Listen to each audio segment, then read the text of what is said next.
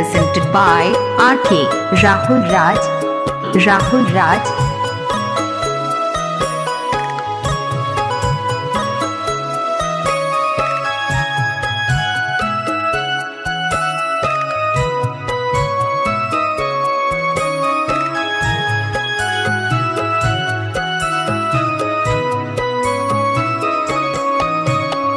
बचपन से पोसी पापा हो धियावा के तेजला दूसर कई के ना।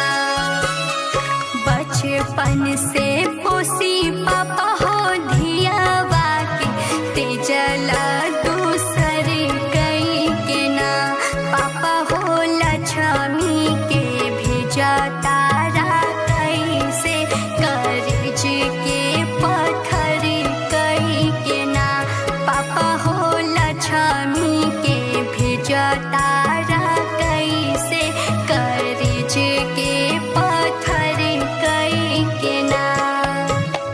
बचपन से पोसी बेटी हो धियावा के आज हमहू के जतानी हो।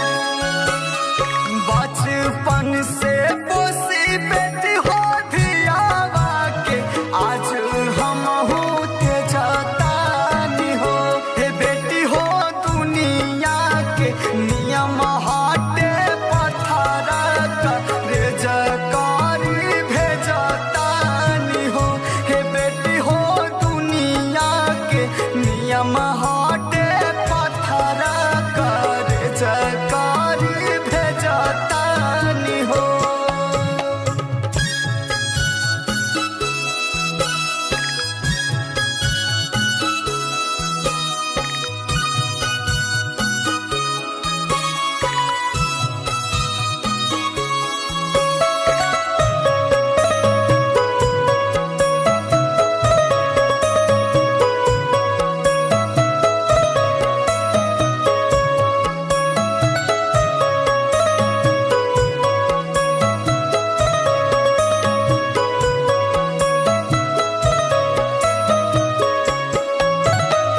बचपन से गोदी चाचा हो रखला तू आज बिसरवता रहो।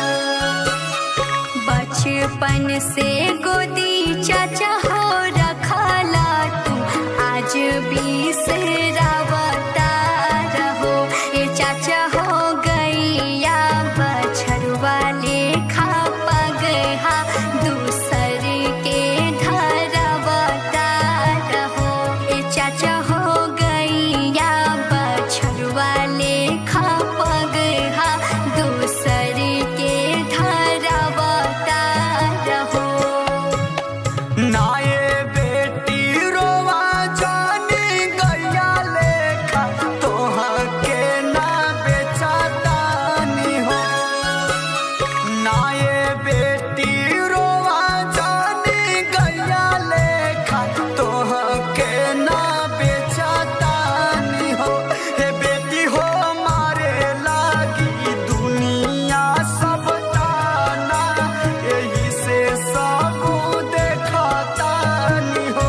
हे बेटी हो मारे लागी दुनिया सब ताना यही से सब देखतानी हो।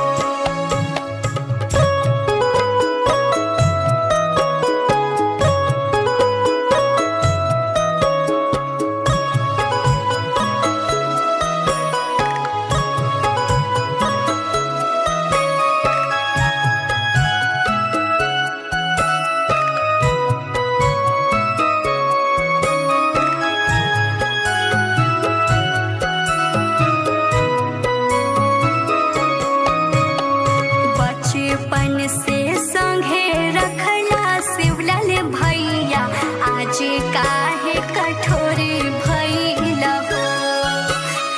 बचपन से संगे रखला शिवलाल भैया आज काहे कठोर भइला हो। ए भैया हो बचपन के खेलल खाइला प्यार सब भोर कैला हो। ए भैया हो बचपन के खेलल खाइला प्यारे Presented by RK Rahul Raj